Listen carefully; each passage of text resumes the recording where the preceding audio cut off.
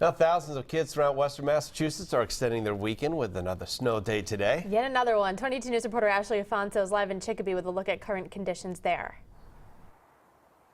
Kate, Rich, good morning to you. All of those kids who went to bed last night hoping for a snow day got their wish come true. A lot of schools canceled throughout western Massachusetts. No school for kids here in Chicopee. There's also no school in Springfield, Holyoke, and a lot of other cities and towns. All of those closings are at the bottom of your screen right now and also on our website, wwlp.com. And what I want to show you this morning, take a look at the sky following this snowstorm yesterday. Really pretty sunrise here in Chicopee this morning as people head out the door and get ready to clean up all of the snow that fell. And what I want to also show you is if you are heading out to clean up this morning, what you are dealing with. So in terms of snow, it's really light and fluffy, easy to shovel.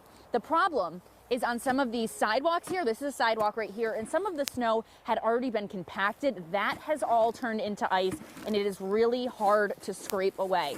So that is where you are going to see issues this morning. Just be really careful with that. Give yourself a little bit of extra time to do that before you leave the house this morning. And also add on the layers. The wind really has kicked up here in Chicopee, so making it even colder. Now, in terms of snowfall totals, I asked Nick Bannon, are we up to where we should be yet for snowfall totals for the year? He said we are on track now, and we could actually surpass the average amount of snow that we see in an average year.